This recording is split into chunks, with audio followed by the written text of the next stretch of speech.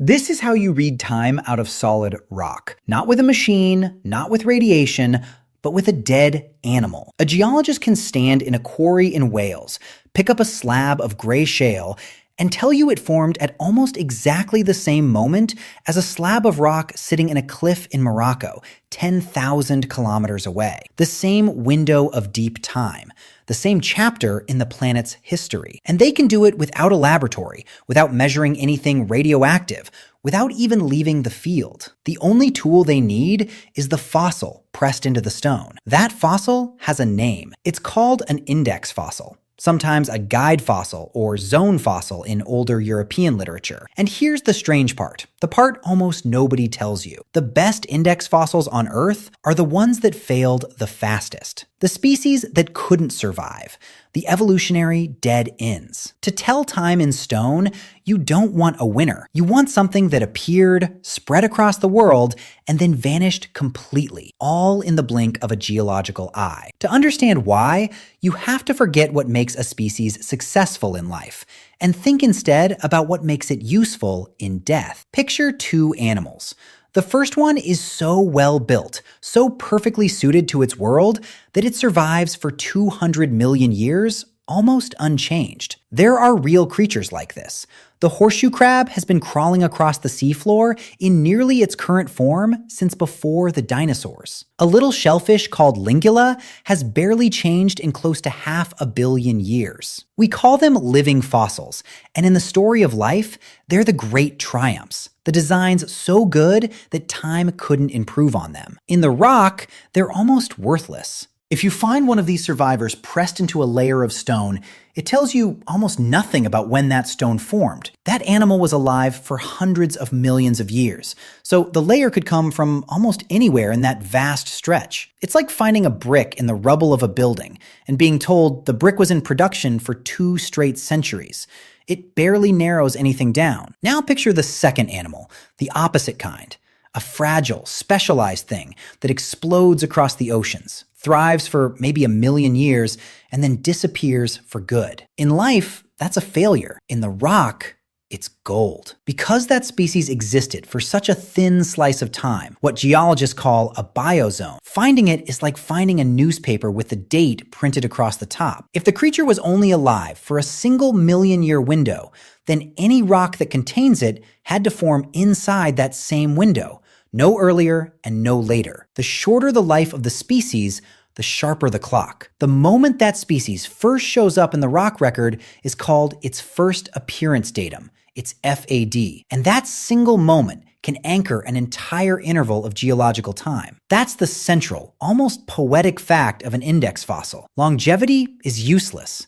Survival is useless. What you want is a species that burned bright, died young, and did it everywhere at once. Which is why a good index fossil has to thread a very particular needle. It needs 4 things at the same time, and some of them quietly fight against each other. It has to be widespread. A fossil that only ever turns up in one valley can't help you line up rocks on different continents. You need a creature that lived across whole oceans, so its remains show up everywhere the right kind of rock was forming. It has to be abundant.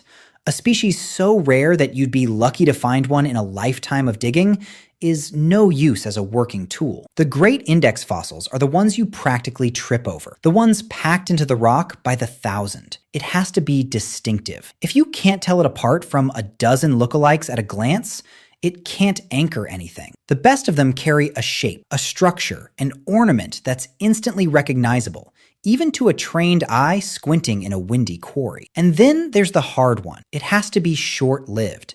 It has to have evolved fast and gone extinct fast, so that its mere presence pins down a narrow band of time, a single assemblage zone in the formal language of stratigraphy. Here's the tension hiding in that list. The very traits that help a species spread across the planet and become abundant, things like toughness, adaptability, a broad tolerance for different conditions, are exactly the traits that help a species survive for a long time. And long survival is the one thing you don't want. So the perfect index fossil is almost a contradiction. Common enough to be everywhere, durable enough to be preserved, and yet fragile enough as a species to vanish in a hurry. Nature doesn't produce that combination very often, and when it does, geologists treasure it. None of this would mean a thing without a deeper rule underneath it, a rule that turns a scatter of dead animals into a working clock. That rule is called the principle of faunal succession. It says something that sounds obvious the moment you hear it, but it took centuries to prove. The fossils in the Earth's rock layers appear in a fixed, repeating, predictable order. Always the same order everywhere on the planet. The species that come first always come first. The ones that come later always come later. Life laid itself down in sequence, and that sequence never scrambles. The man who first saw this clearly wasn't a professor in a university. He was a canal surveyor in England named William Smith, working at the turn of the 19th century, cutting through the country's guts to lay waterways. Day after day, trench after trench, Smith noticed something his educated contemporaries had walked straight past. Every layer of rock carried its own particular cast of fossils, and those layers always stacked in the same sequence. He could travel to a fresh excavation miles away, glance at the fossils coming out of the ground, and know exactly which layer he was standing on. The fossils were labels, and the rock was a filing system that ran across the whole country. In doing so, Smith had laid the foundation for what we now call biostratigraphy, the dating and correlation of rock layers using the fossils they contain. In 1815, Smith published the first geological map of an entire nation, coloring in the hidden strata of England and Wales according to the fossils each layer held. He'd been mocked for it, robbed of credit, and even thrown into a debtor's prison along the way. But he was right. He'd found the thing that makes index fossils possible in the first place, which is that life leaves its remains in order, and that order holds no matter where you go. This is the engine of the whole idea. Because the sequence is fixed, a single distinctive fossil doesn't just tell you what once lived in a place.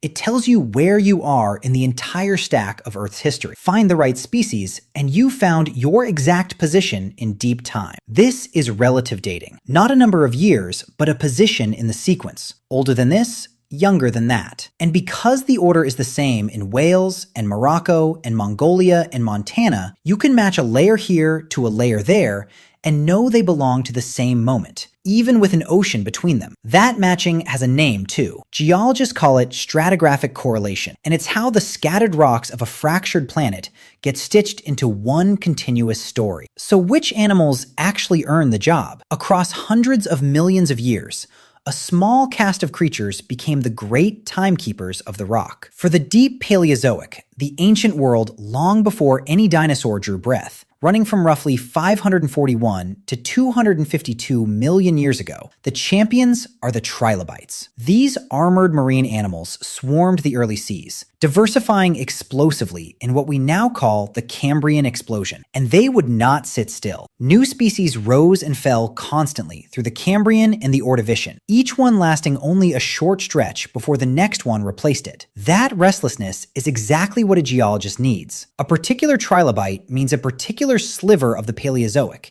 and nothing else. When the catastrophic end Permian extinction, the Great Dying, which erased perhaps 96% of all marine species, finally wiped them out entirely around 252 million years ago, they left behind one of the finest natural clocks the planet has ever made. In the oceans of the Ordovician and Silurian, a stranger group did the same work. The graptolites were tiny colonial drifters that floated through ancient seas, and they left behind delicate impressions in black shale that look almost like pencil marks, like saw blades, like faint handwriting. They were everywhere. They evolved at breakneck speed, and their shape shifted so quickly that geologists can slice those periods into astonishingly fine divisions just by reading the marks in the rock. Then the world turned over, and the age of the dinosaurs found its own master clock in the ammonites. These coiled, shelled relatives of the squid and the octopus are probably the most beloved index fossils of all. They were abundant. They spread through every sea, and their shells carried intricate, ever-changing suture patterns, folded seams that an expert can read like a fingerprint to name the species on sight. They evolved so fast that they carved the Jurassic and Cretaceous into one fine zone after another, like ticks on a ruler, right up until they vanished at the end of the Cretaceous, swept away in the same disaster that took the dinosaurs. And then there are the small ones, the timekeepers you can't even see with the naked eye. Conodonts are microscopic, tooth-shaped fossils from a slim, eel-like animal, and they're among the most powerful index fossils ever found. Precisely because they're tiny, they're everywhere, and they evolved with relentless speed across hundreds of millions of years. A single spoonful of the right rock can hold dozens of them. Today, the official boundaries between some of geology's named periods of time are held in place by the first appearance datum of a single conodont species, an animal so obscure that for over a century, nobody even knew what it was. Working alongside them are the foraminifera, single-celled creatures wrapped in elaborate shells, which became the quiet workhorses of the oil industry. Micropaleontologists use them to date drill cores pulled from thousands of meters underground, reading assemblage zones in a thimble of sediment where no large fossil could ever survive the journey up in one piece. In petroleum geology, these microscopic timekeepers are as valuable as any instrument in the drill rig. Here's the part that's easy to miss in all of this. For more than 100 years, this was the only way humanity had to read the age of the Earth at all. Long before anyone could measure radioactive decay, before there was a single number attached to the age of any rock, the entire geological timescale, every period and era you've ever heard of, the Cambrian, the Jurassic, the Cretaceous, was built from fossils alone. Not by asking how many years old a layer was, but by asking which layer came first. Index fossils gave geologists relative dating. This rock is older than that one. This layer in Wales matches that layer across the sea. The order, not the number, but the order was enough to assemble the whole skeleton of deep time. Radiometric dating, when it finally arrived in the 20th century, didn't overthrow that system. It calibrated it. The numbers were hung onto a framework the fossils had already built. And even now, when geologists drive the official line between one interval of time and the next, the so-called GSSP, the Global Boundary Stratotype Section and Point, the golden spike hammered into a chosen rock face somewhere on Earth, that line is very often defined not by a measurement at all, but by the first appearance datum of a particular fossil species in the rock. A dead animal, once again, marking the edge of an age. So go back to those two rocks. One in Wales, one in Morocco. 10,000 kilometers apart. The geologist looks at the fossil in each and reads them like a date stamped into the stone. Because somewhere in the deep past, the same fragile little creature lived in both of those places, and then died out everywhere, quickly enough to leave a clean, sharp mark on time. That's the quiet paradox at the heart of the whole science. The animals that ruled the Earth for hundreds of millions of years, the great survivors, the living fossils still drifting through our oceans, almost unchanged, tell us next to nothing about when. They're simply too good at staying alive. It's the failures we navigate by, the species that flared up, spread across the world, and were gone in a geological instant. They couldn't hold on to their own existence. But because they let go so fast, they became the most reliable clocks the planet has ever produced. The fossil record isn't only a museum of what once lived, it's a timeline written in the bodies of the dead. And the best pages, it turns out, are the ones that were torn out the fastest.